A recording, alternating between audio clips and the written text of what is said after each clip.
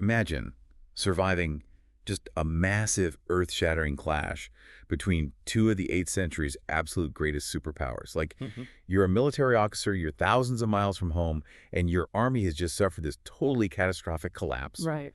and you're taken as a prisoner of war. Now, the standard operating procedure for a POW in this era, well, it usually involves a very short, very brutal life in a dungeon, Mm. or a galley, or a salt mine. Oh, absolutely. Yeah. But instead of facing a lifetime of hard labor, you end up embarking on an 11-year, multi-continent journey. You basically become the ultimate accidental tourist, Mhm. documenting alien cultures, wild economies, and these groundbreaking medical procedures. It's just wild. It is. So today's deep dive into our sources is focused on the incredible and honestly, tragically, almost entirely lost story of a man named Huan. Right, Huan. He was a Chinese military officer captured at the Battle of Talas in 751 CE. And what followed his capture made him the very first recorded Chinese traveler to explore the Islamic world and Africa. Centuries before the big names. Exactly. We are talking centuries before famous explorers like Marco Polo, or Ibn Battuta, or Zhang. He even set sail. Yeah, it's a completely different era. So we are drawing from a really fascinating stack of historical documentation today. We've got academic analyses by scholars like Wilbert Smith and Angela Schottenhammer. Right. We've got these massive historical encyclopedia extracts from the Tang Dynasty, Chinese historical news articles, and even a heavily researched Reddit Ask Historians thread. Which is actually super helpful for correcting some massive historical misconceptions later on. Or totally. We'll get into that. Yeah. So our mission for this deep dive is to basically reconstruct Du Huan's epic journey. We want to decode his bizarre and brilliant cultural observations and figure out what actually happens when vast empires collide, fight, and ultimately, cross-pollinate. Yeah, the human capital aspect of it. Exactly. And just to get this out of the way right at the top, because we are going to be talking extensively about ancient wealth, spice monopolies, reserve currencies, and some pretty complex economic theories later on. This is not financial advice. Right. Definitely not financial advice. Yeah. We're just exploring history. Yeah. So let's set the stage. What is the context here? Well, the historical context we are dealing with here is just, it's staggering when you lay it all out. So the year is 751 CE. Okay.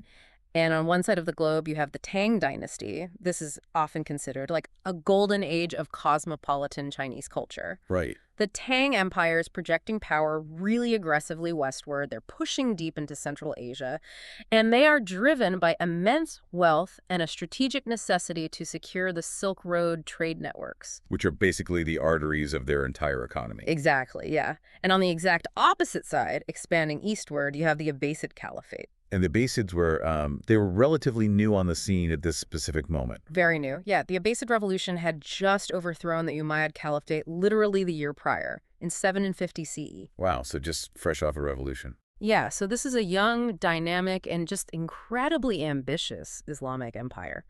They're fresh off a major internal victory, and they are hungry. They want to consolidate their territory, project their own power, and completely dominate those exact same Central Asian trade routes. So it's basically a collision course. Totally. You have an unstoppable force expanding west and an immovable object expanding east. They inevitably crash into each other in Central Asia, specifically at a place called the Talas River, which sits near the modern border of Kyrgyzstan and Kazakhstan. I just want to pause on the sheer scale of this collision. It's essentially the 8th century equivalent of two global superpowers fighting a proxy war that suddenly turns hot. That's a great way to put it, yeah. But it brings up a huge question for me. How does a guy like Du Huan end up in the middle of this meat grinder? And more importantly, how does he survive being captured? Like, who exactly was he before he was a prisoner? Well, he certainly wasn't a peasant conscript, just swept up in a local levy. Du Huan came from Huan, which is located in the Jingzhou region. That's essentially modern-day Xin. And during the Tang Dynasty, Cheng, which was the capital city there, was arguably the largest and most cosmopolitan city on Earth. It had a population pushing 1 million people. Wow, 1 million people in the 8th century. Yeah, massive. And he belonged to the Du clan of Jingzhou, which was a highly aristocratic and powerful family. So we are talking elite levels of education, wealth, political connections. Exactly that. He grew up deeply embedded in the political and cultural machinery of the Tang Empire. Right. To give you a sense of his family's pedigree, a relative of his named Du Huan would later become one of the most important historians of the era. He compiled this monumental encyclopedic history of laws and institutions called the Tungdian. Oh, wow. So Huan was a product of a highly literate, strategic, and administrative environment. He wasn't just a soldier, he was a scholar official in training. That makes a lot of sense. Yeah, in the Tang Dynasty, the military was a highly respected avenue for an ambitious young man from a prominent family to really make his mark, especially with the empire actively expanding its frontiers. It's a sort of ancient manifest destiny, taking him out into the harsh steppes. Precisely. So Huan finds himself serving as an officer in the expeditionary army of the Tang general Gao Xianzi. Okay. General Gao was a highly successful, almost legendary commander at the time. He was leading this massive force into Central Asia to basically intervene in a local political dispute. The king of Fergana had asked the Tang for help settling a conflict with the neighboring kingdom of Sash. Which we know today as Tashkent. Right, exactly. And naturally, the king of Sash didn't just sit there and take it.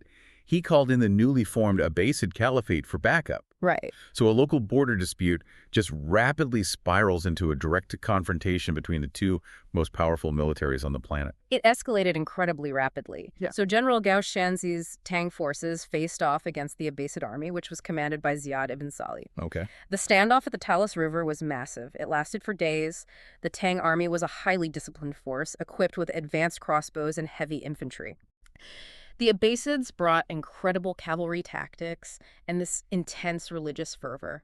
But the battle wasn't actually decided by standard tactics. It was decided by a sudden, just devastating betrayal. The mercenaries, right. Yes, the mercenaries. The Tang army relied heavily on the Karluks. They were this fierce, nomadic, Turkic, tribal confederacy, and they were supposed to guard the Tang flanks. Oh, no. Yeah, mid-battle, for reasons that historians still kind of debate whether it was pre-planned treachery or maybe just a reaction to the shifting tide of the battle or some backroom diplomacy by the Abbasids.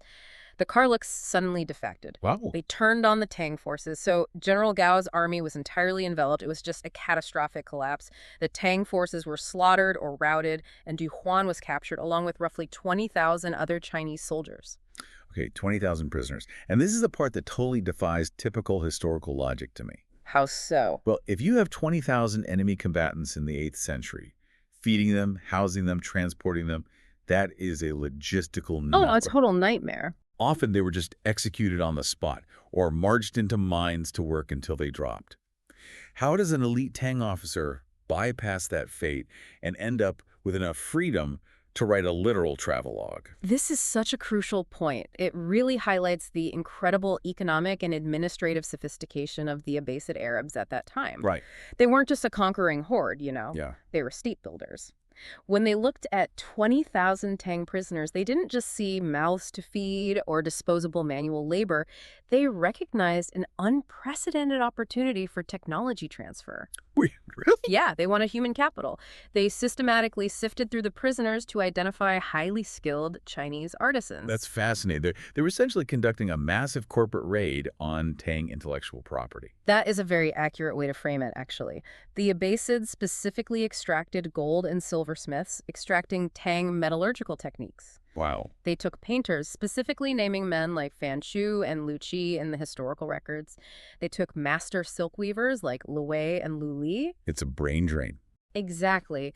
The Abbasids were actively building a new, magnificent empire, and they wanted the luxury goods, the administrative tools, and the artistic techniques that made Cheng so wealthy. Right. They wanted those secrets. And Huan, being an aristocratic, highly educated officer with administrative experience, he held immense value. He wasn't put in chains and thrown in a dungeon. He was actually brought to Kufa.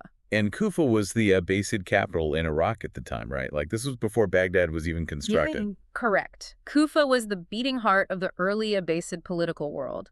The scholar Angela Schottenhammer, whose analysis we are relying on heavily here, points out that Huan's subsequent writings about the Islamic world are overwhelmingly positive. Really? Yeah, and remarkably detailed. His tone, combined with his obvious freedom to travel extensively, strongly suggests he wasn't treated as a traditional prisoner of war. He likely functioned in some sort of administrative, diplomatic, or advisory capacity. He became an embedded asset. Exactly, an embedded asset. It completely reframes how we think about ancient warfare. We often picture it as purely destructive, burning cities, salting the earth. Right. But here, The Abbasids are strategically acquiring the R&D department of their greatest rival. By capturing the Tang artisans and scholars, they effectively leapfrogged their own technological development. And the ripple effects of that human capital transfer were absolutely monumental. And actually, that brings us to one of the most persistent and famous historical myths associated with the Battle of Talas. Oh, the paper-making thing. Yes. For centuries, a story has been repeated in textbooks and historical narratives that this exact battle and these specific Chinese prisoners single-handedly introduced the art of papermaking to the Islamic world. Right, thereby sparking the Islamic Golden Age. Exactly. It's such a great story. The dramatic battle, the captured artisans, the sudden spread of a revolutionary technology that leads straight to the House of Wisdom in Baghdad. But the sources we're looking at tell a completely different story. The archaeological evidence kind of dismantles this neat little narrative, doesn't it? It completely dismantles it. The narrative originated with later writers, particularly an 11th century Arabic historian named Al-Thulabi. Okay. He claimed that Chinese prisoners of war brought paper to Samarkand, making it the paper capital of the world. But modern archaeology provides a much more complex and honestly more realistic truth. What do they find? Well, in the early 20th century, the British-Hungarian archaeologist Sir Aurel Stein was excavating ancient watchtowers along the Silk Road near Dunhuang.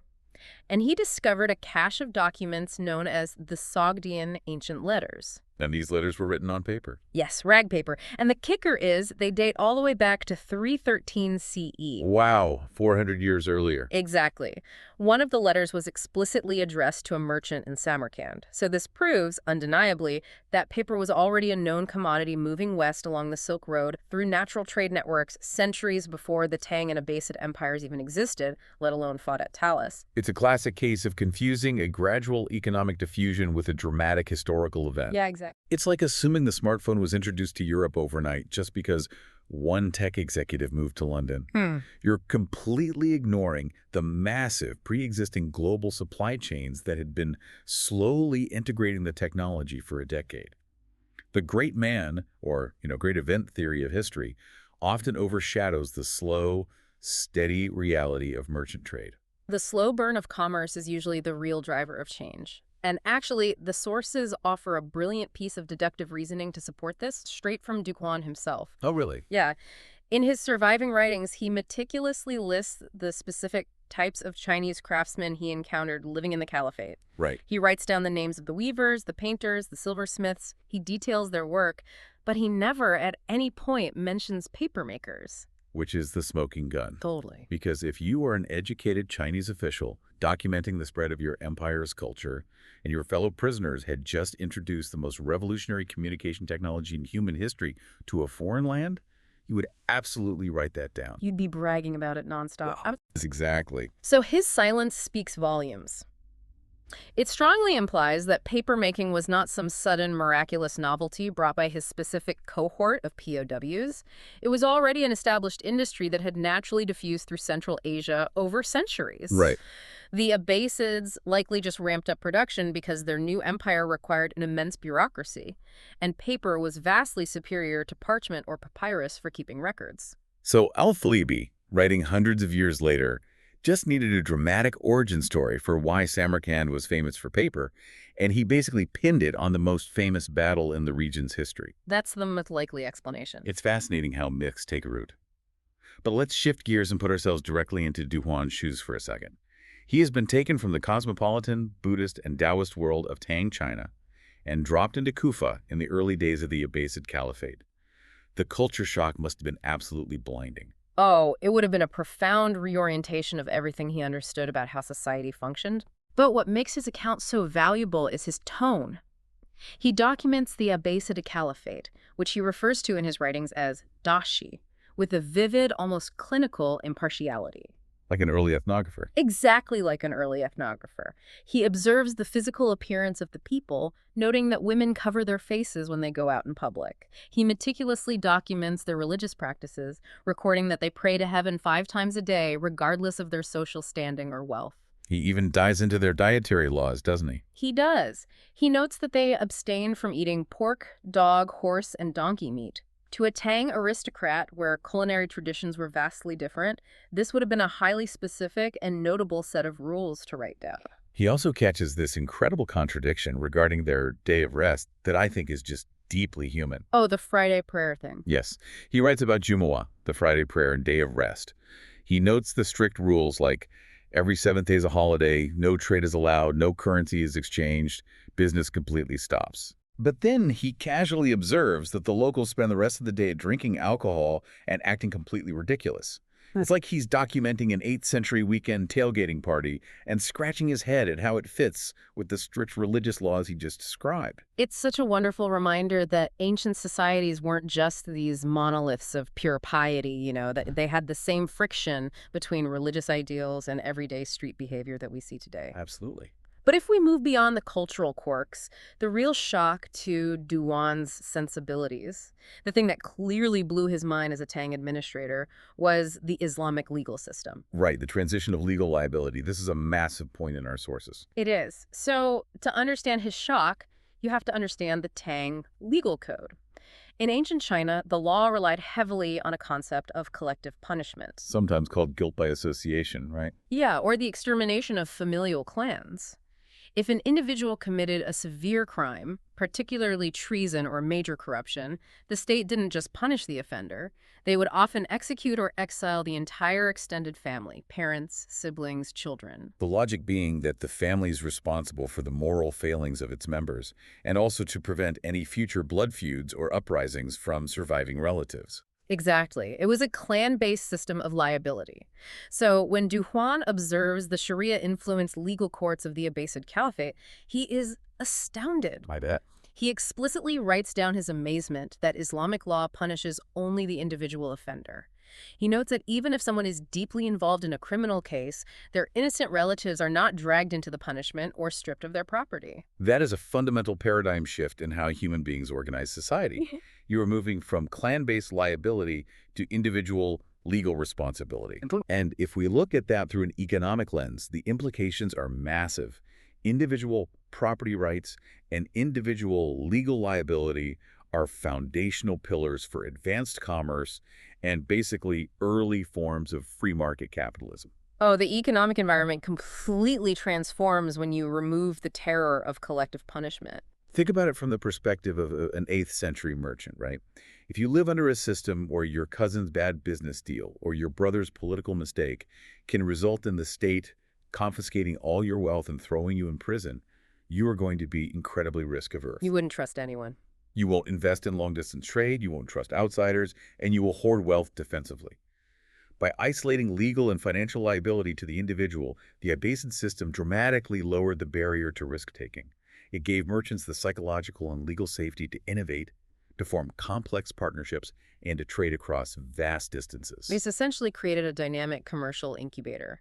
And Du Huan sees the results of this firsthand. He marvels at the sheer concentration of wealth in the caliphate. He writes extensively about the markets, noting the abundance of stone honey, which scholars identify as an early form of crystallized sugar or rock candy, sometimes molded into intricate shapes like little houses. Oh, wow. He is amazed by the incredibly cheap cost of basic goods and the advanced state of their manufacturing, particularly their glassmaking. He refers to the glass as luli, right? Islamic glasswares were highly prized in China for their clarity and color. Yes, exactly. The Abbasid markets were not just local bazaars, they were global hubs. And this brings in a fascinating macroeconomic reality of the 8th century. The Abbasids were sitting on the geographical choke point of world trade. They essentially operated the ancient equivalent of the petrodollar system. It is a very compelling way to conceptualize their power, yeah. Today, the US dollar functions as the global reserve currency heavily because commodities like oil are priced in dollars. In the 8th century, the Abbasid Caliphate controlled the major nodes of both the overland Silk Road and the maritime spice routes, connecting the Indian Ocean to the Mediterranean. They controlled the flow of silk, spices, ceramics, and precious metals between East and West. So if a Byzantine merchant wanted pepper from India, or a Frankish trader wanted silk from China, those goods were passing through Abbasid territory. Yep. And the Abbasids demanded that these transactions, the tolls, the tariffs, all be conducted in their currency, the silver dirham or the gold dinar. By forcing global trade to flow through their markets and their currency, They created this massive captive demand for their money. Exactly. It's an ancient reserve currency monopoly. The wealth that this generated was staggering, and it flowed directly into their cities, creating the prosperity that Huan is writing about. And that wealth didn't just buy luxury goods, It funded a massive intellectual expansion. The abases heavily subsidized science, translation, and medicine. Which brings us to one of the most astonishing and specific observations in Huan's entire record. Yeah. While touring the Middle East, he comes into contact with the Deccan communities. Just to clarify the terminology for a second, when Chinese texts of this era say Dakin, they're referring to the Roman Empire. And by the 8th century, that meant specifically the Byzantine Empire and the Christian communities living in the Levant and Mesopotamia. Right, the Byzantine Christians. Yeah. So Huan pays very close attention to their medical practitioners. He praises their doctors extensively, noting their incredible diagnostic skills, like the ability to predict a dysentery outbreak before the physical symptoms fully manifest in the population. Which is impressive on its own. Very. But then he describes a surgical procedure that sounds absolutely terrifying. Oh, yeah. He writes that these Dakin doctors perform trepanation, literally opening the skull to remove worms and cure blindness. When I first read that in the sources, my immediate reaction was to just dismiss it. Drilling a hole in a patient's skull to cure blindness sounds like the worst kind of medieval medical butchery. It sounds like folklore. It sounds completely implausible to modern ears, for sure. But here is where the historical record validates Huan in the most spectacular way. How so? Well, the sources connect his observation to a highly documented, verified event in the Tang imperial court that occurred just 70 years prior to Huan's capture. In 682 CE. Yes. In 682 CE, the Tang Emperor Gaozong developed a severe condition and suddenly went blind. Why? The finest Chinese court physicians were entirely helpless. They couldn't do anything. However, the Tang court was cosmopolitan, and there was a Byzantine doctor residing in the capital named Qin Mingye. Right. The emperor's advisors were desperate, so they called him in. Qin Mingye performed a highly specialized pressure relief surgery on the emperor's head, which historical medical analysts suggest was a procedure to relieve intracranial pressure, or perhaps a form of advanced couching for cataracts that involved an incision near the orbital bone or skull. And the insane part is, it actually worked. It successfully restored the emperor's sight.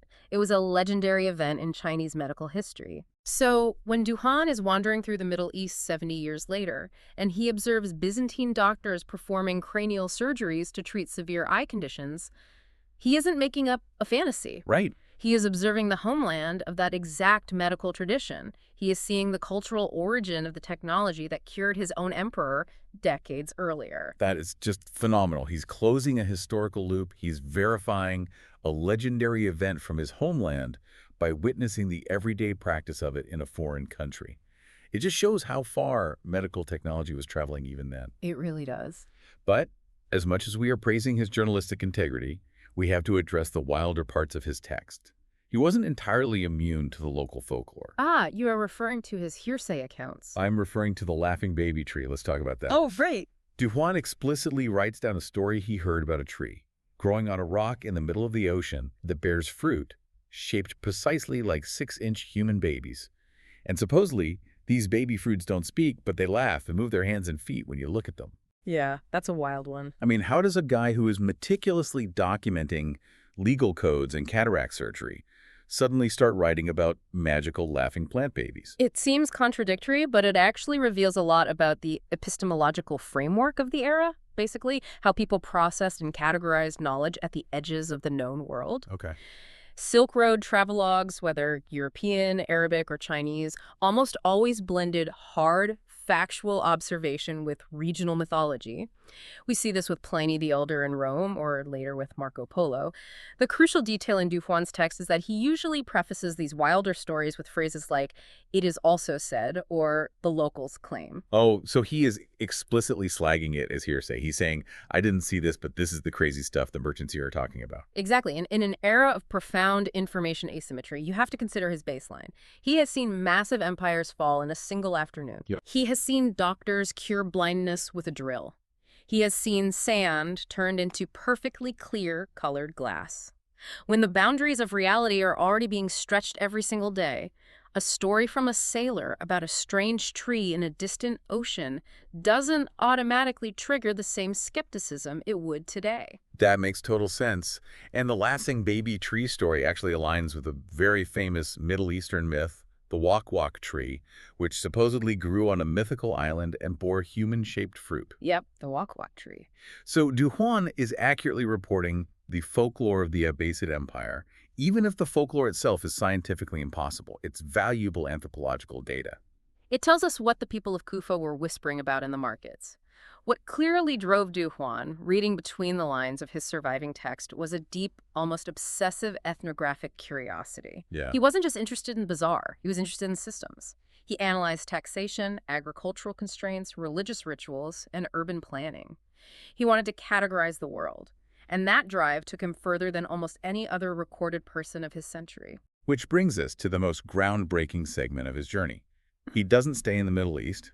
He leaves the Abbasid capital and heads into Africa. Yes, this is the journey that really secures his place in history. Du Huan writes that he traveled roughly 2,000 li 5, which converts to about 1,300 kilometers southwest from Jerusalem. Okay. He describes crossing a great desert, which modern scholars identify as the Sinai Peninsula.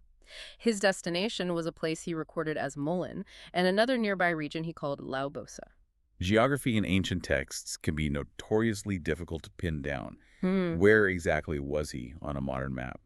Well, the scholarly debate over these locations has been intense. In older historical analyses, there were some truly fringe theories. Like what? Some historians tried to stretch his mileage and argued he made it all the way down the coast to Malindi in modern Kenya.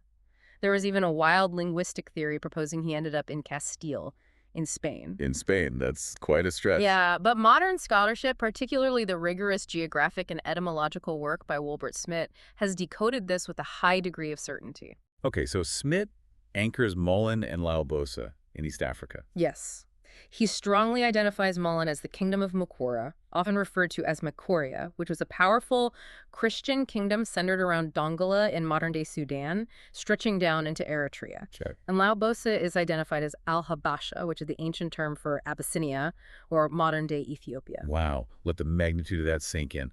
A Chinese military officer, captured in Kyrgyzstan, embedded in Iraq, travels across the Sinai Desert to document the kingdoms of Sudan and Ethiopia in the 8th century. It's incredible. He is the very first Chinese writer to physically set foot in and document a visit to Africa. The historical weight of that cross-cultural contact cannot be overstated. And what lends so much credibility to his account is the stark realism of his description of Mullen. He doesn't romanticize it. He doesn't describe it as some mythical land of endless gold. He documents a harsh, unforgiving environment. He notes that malaria is widespread and highly dangerous to outsiders. He observes the agricultural limitations. There is very little rice or wheat, and the land is largely barren of trees and grass. He even notes the animal husbandry, writing that they feed their horses dried fish because there isn't enough grazing grass, and that the people largely survive on gogang, which translators identify as Persian dates. And feeding horses dried fish is a highly specific, localized adaptation to a hyper-arid environment. It shows an economy running on the absolute margins, utilizing whatever caloric input is available from the Red Sea or the Nile. Right. But the biggest question this raises is, why was he there? Why would the Abbasids send a Chinese POW across the Sinai into the Sudanese desert? Was he just wandering around on his own? Highly unlikely. Wilbert Smith offers a very compelling geopolitical hypothesis. We know from external records that in the year 758 CE, the Christian kingdom of Dongola had a severe political and border conflict with Islamic Egypt. Okay. As part of a peace settlement, the king of Dongola was forced to send a prince as a royal hostage to the Abbasid Caliph in Baghdad to ensure compliance. A standard ancient diplomatic insurance policy. Yes. And when that hostage situation was resolved or managed, it required an exchange of high-level embassies between Baghdad and Dongola. Given that Du Huan was traveling exactly in this window and had likely proven his administrative and observational value to the Abbasid court over the previous 7 years, it is highly probable that he was attached to this specific diplomatic mission. So he was an imperial observer riding with a state-sanctioned convoy back into Africa. Exactly. He's essentially gathering geopolitical intelligence for his captors while simultaneously taking notes for his own records. It's brilliant. Very smart guy. But while he is in Malin, he writes about the local religions And this leads us to one of the most controversial and widely misunderstood passages in his entire travelogue. Oh, the Zimzim passage. Yes, he notes that the people there practice three main religions, Islam, Christianity, and something he transcribes as Zimzim, or Sumsun. This is where historiography, the study of how history is written and translated, gets incredibly messy. If you look at older translations or even the Wikipedia source provided in our research stack, there is a deeply alarming claim. Yeah. It asserts that Zimzim meant Judaism, and it explicitly translates a line claiming that the Zimzim practice incest and in this respect are worst of all the barbarians. I remember reading that and pausing. It is a massive, highly offensive claim to just casually drop into a historical text. It felt fundamentally wrong. And it was fundamentally wrong. Thankfully, our sources include a deep dive analysis from Reddit Ask Historians, which cross-references modern linguistic scholars like Huan to completely dismantle this mistranslation. Let's correct the record then. What did Zimzim actually mean? First, the term Zimzim did not refer to Judaism. In the Arabic and Persian vernacular of the time, the term was a broad, somewhat dismissive catch-all used by Muslims to describe various local traditional pagans, polytheists, or perhaps Zoroastrians who chanted or muttered their prayers in ways the Arabs didn't understand. Okay, so a generic term for local tribal religions. And what about the horrifying claim of incest? That is a catastrophic failure of translation. The original Chinese characters Du Huan used were describing a very specific marital law. A precise translation is that their law allows intermarriages among one's own clan members. Right. He was describing a system of strict clan endogamy. Let's break down what clan endogamy actually is, because it is crucial to understanding ancient survival mechanics. Endogamy is the practice of marrying strictly within a specific social group, caste, or ethnic group, rejecting those from others as unsuitable for marriage. In a tribal context, you marry within a large, extended clan network. We are talking about clans that might consist of hundreds or even thousands of individuals. Exactly. You might marry a second or third cousin. It is absolutely not the nuclear family incest that the poor translation implies. And if we apply an economic and resource management lens to this, clan endogamy makes total sense in the harsh environment of the 8th century Sudanese desert. It really does. It is essentially a monopolistic practice applied to genetics and wealth.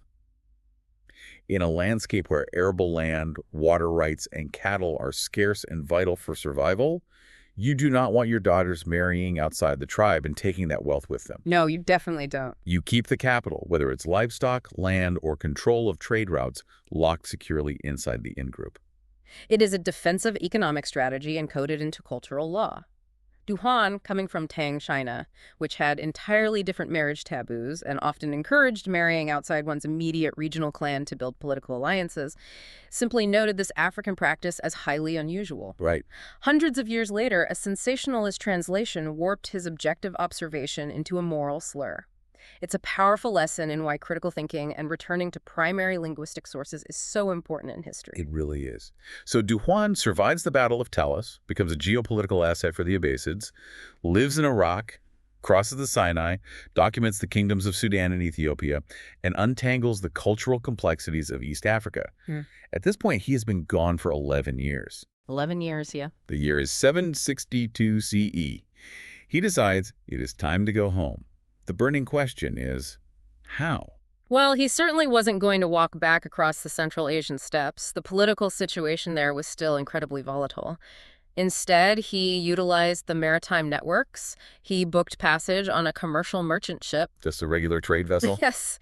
He likely departed from one of the major Red Sea ports, perhaps Massawa in modern Eritrea, or he traveled back up to the Arabian Peninsula and departed from a bustling port like Sohar in Oman. Okay. He tapped into what was known as the China Corridor across the Indian Ocean. This was a highly active maritime Silk Road.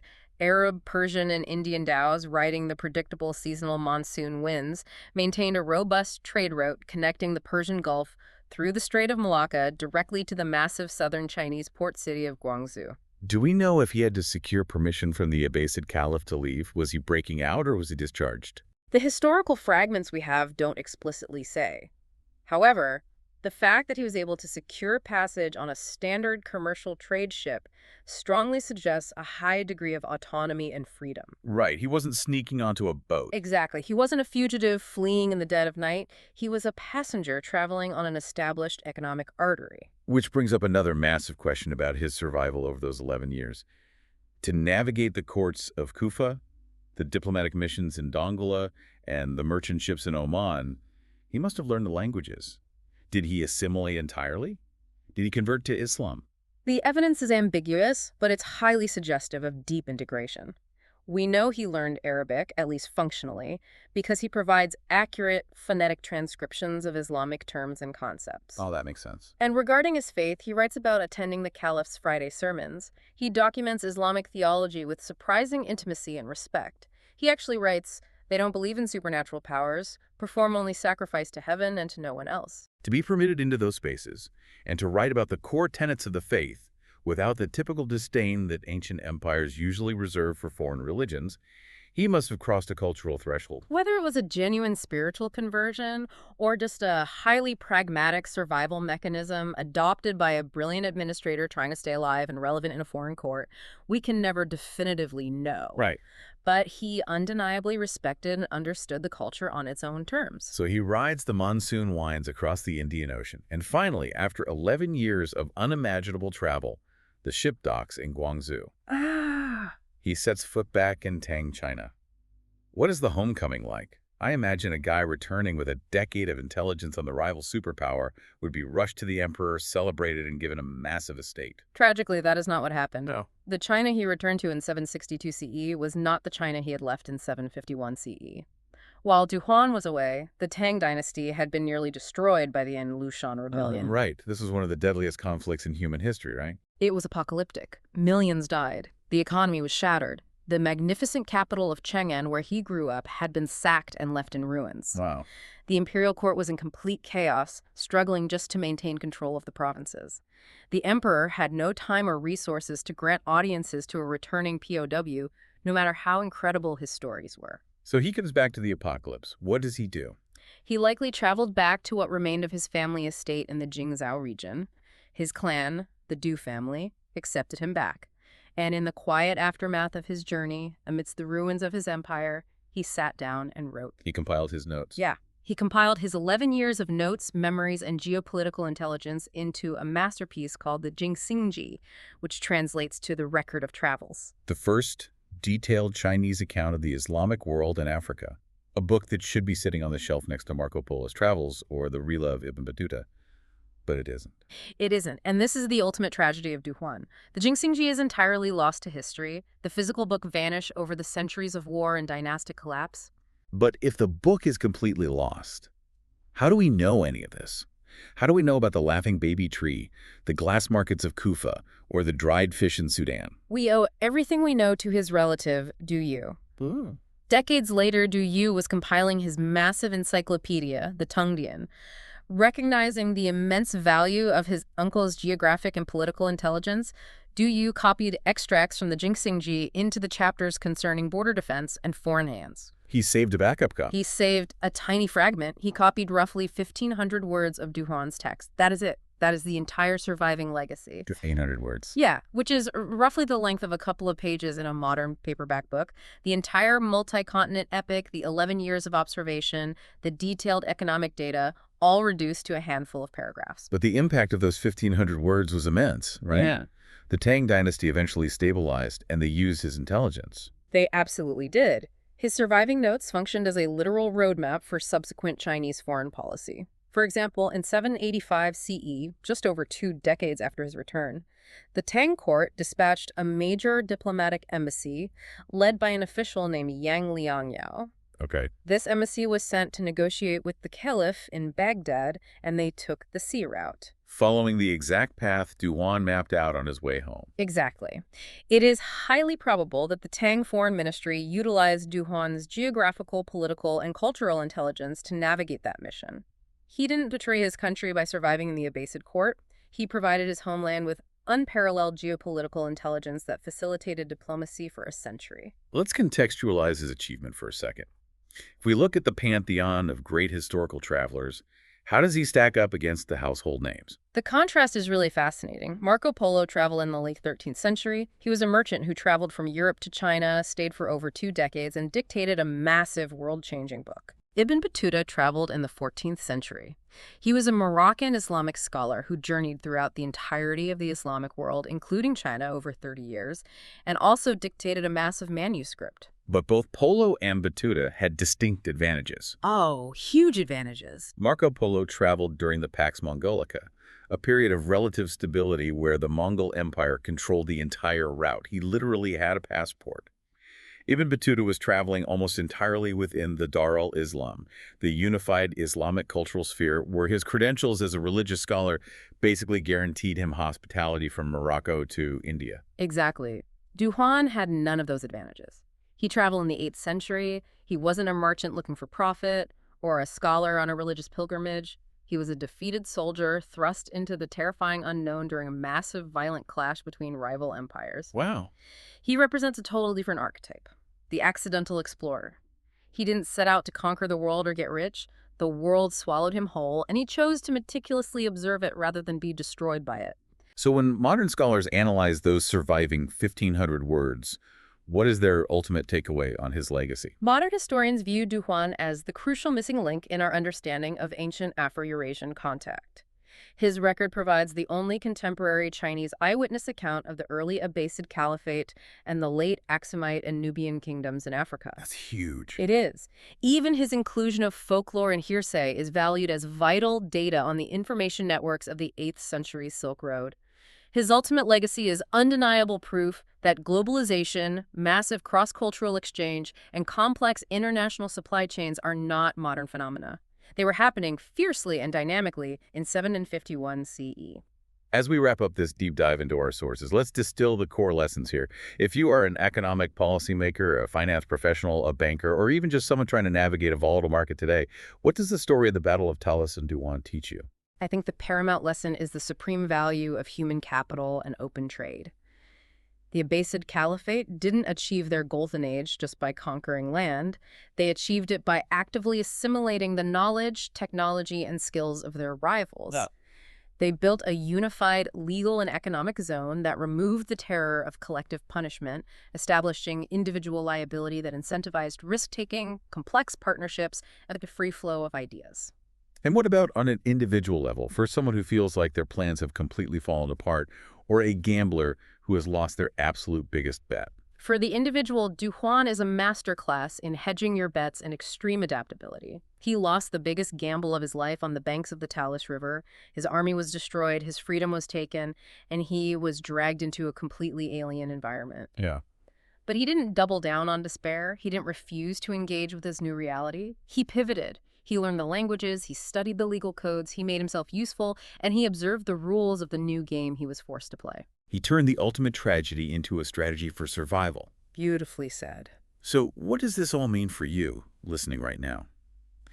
Huan's journey is a powerful reminder that even when we are ripped entirely from our comfort zones by sudden disaster, even something as extreme as becoming a prisoner of war, our innate human curiosity and the desire to understand the other can provide us with a profound sense of purpose. Absolutely. He didn't just passively survive his captivity, he actively documented the humanity, the complex laws, the thriving economies, and even the weird laughing tree quirks of his captors. By doing so, he turned a military catastrophe into an enduring legacy of human connection. It's an incredible story. It really is. So I want to leave you with one final provocative thought to mull over. If those mere 1,500 surviving words, hastily copied by his uncle into an encyclopedia, could completely alter our modern understanding of ancient global trade and diplomacy, what would our understanding of world history look like today if Huan's entire book had survived? That's the big question. Would a fully preserved, detailed Chinese manual on Islamic and African engineering, medicine, and economics have accelerated Afro-Eurasian relations? Could have sparked a global renaissance centuries earlier. Imagine the butterfly effect of that single lost book. It really makes you think.